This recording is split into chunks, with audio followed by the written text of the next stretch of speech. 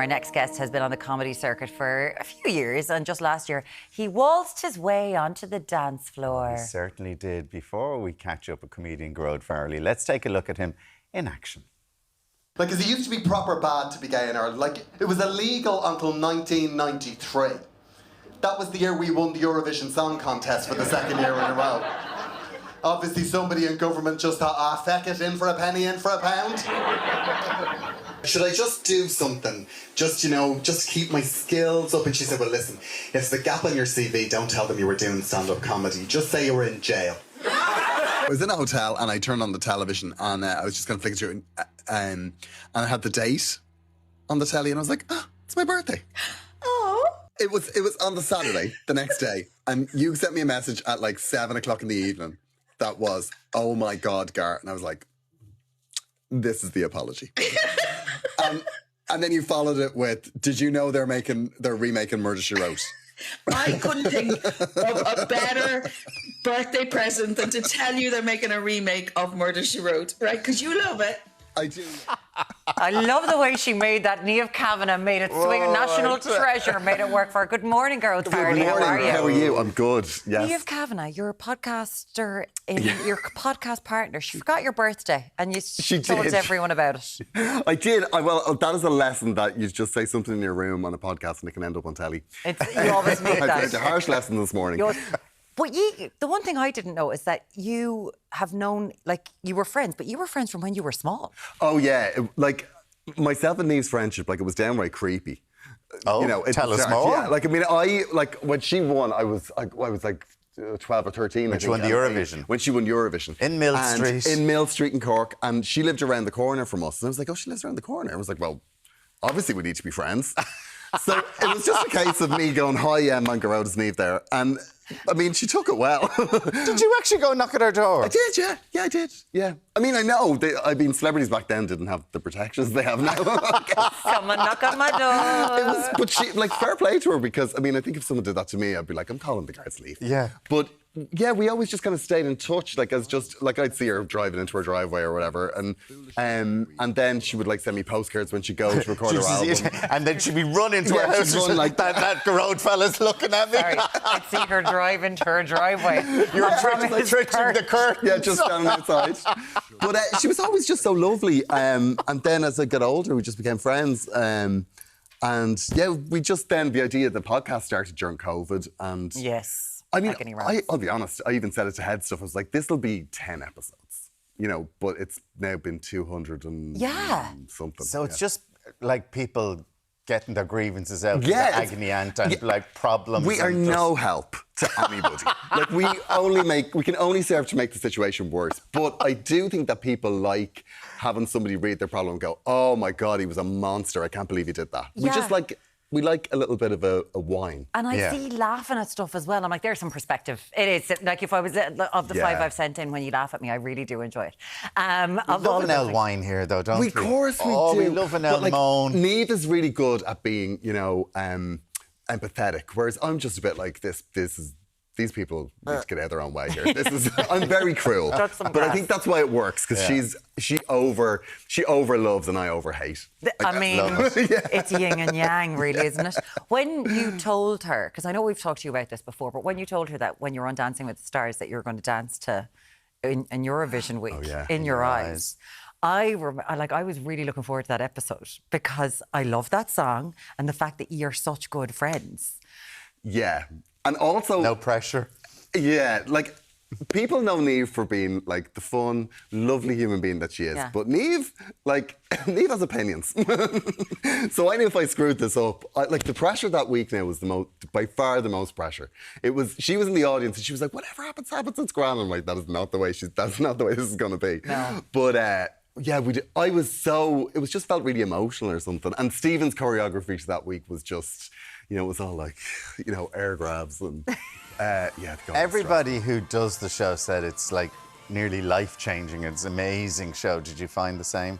Yeah, it's by far the best thing I've ever done. Really? I mean, and I said no to it like twice before I did it. And it was just the most exciting thing I've ever done. And also to be in a room with world-class dancer for 2 months just teaching you how to dance, it was It was the best. And was it important to you? Did you make a thing that it would be a male couple? Yeah, well, that's what sold me on it, because when I went in for the meeting, I was like, I really don't want to do this. It isn't for me. I love the show. And I said, and anyway, if I was doing it, I'd want to dance with a man. And they were like, well, we can do that. So then it becomes something different, because it's not about you then. Yeah. It's about you know, the 15-year-old that is going to bed thinking, oh, you know, I'm different and this is weird and what am I going to do? And all we wanted to do, and I said this to Stephen at the start, was we just wanted to open a conversation that a father could say to his son. Look at them doing that. Look at them, yeah. Or, you know, if you're gay, that's okay. Or the only thing you should be ashamed of is dancing. Which, unfortunately, people weren't, because you were like, I'll do it for a week, a bit of a conversation, then I'll be out. No. I know. I did think that, like, Stephen as well, he just had a baby. And I do think he was like, now, if they stick me with an ironing board here, perfect. I'll be out. Week and 3, it'd be grand. I could spend time with the baby. And then it was at the first meet and greet where I met him. I was like, well, this is what I want to do. I want it like to be about fathers and sons and open communications. And then he was just like, right, this is what we need to do. And he worked me to death.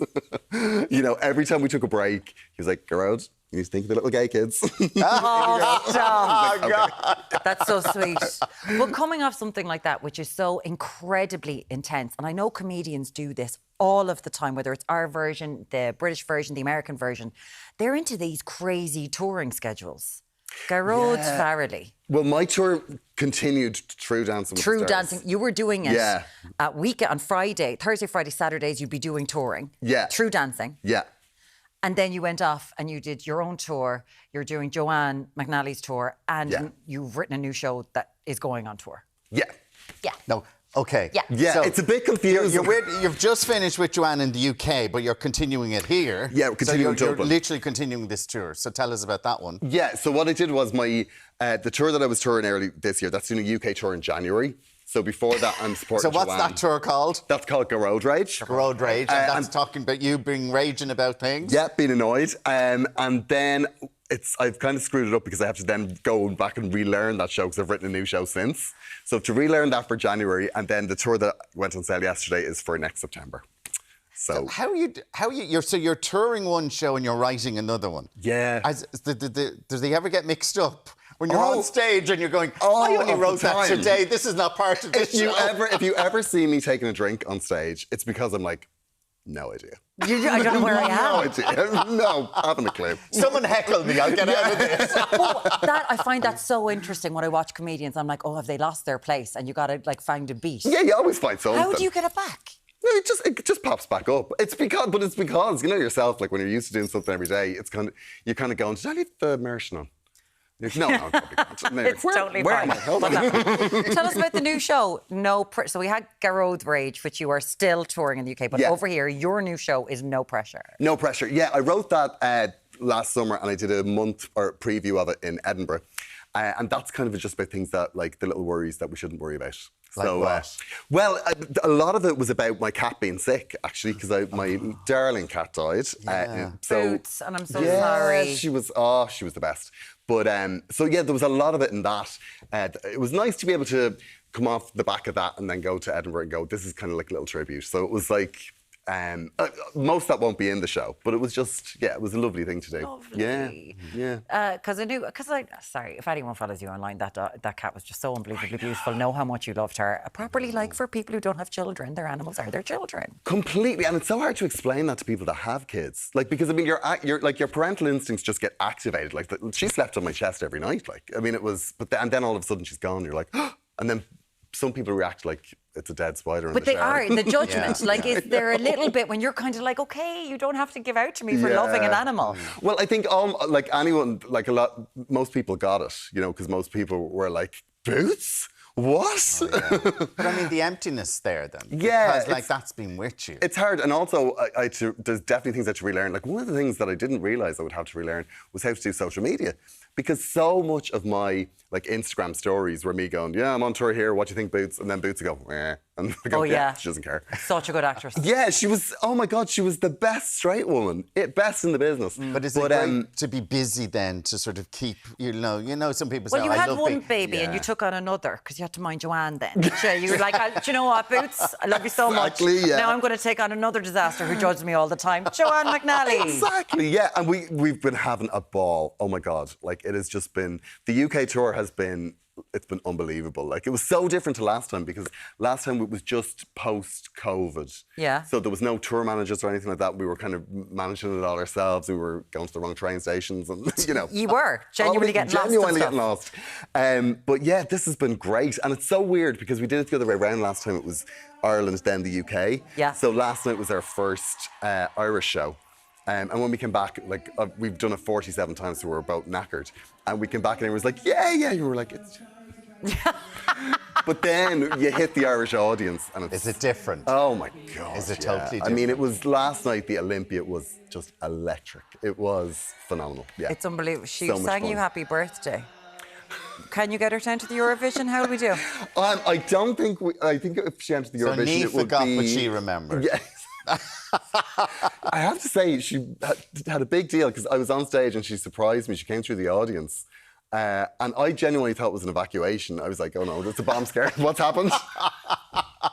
But yeah, she really, really got me because when you're on tour, like it becomes like this little bubble. I didn't even know it was my birthday. It was so weird until I looked at the television. I was getting dressed and I looked at the television in the hotel and I was like, oh, it's my birthday. The date.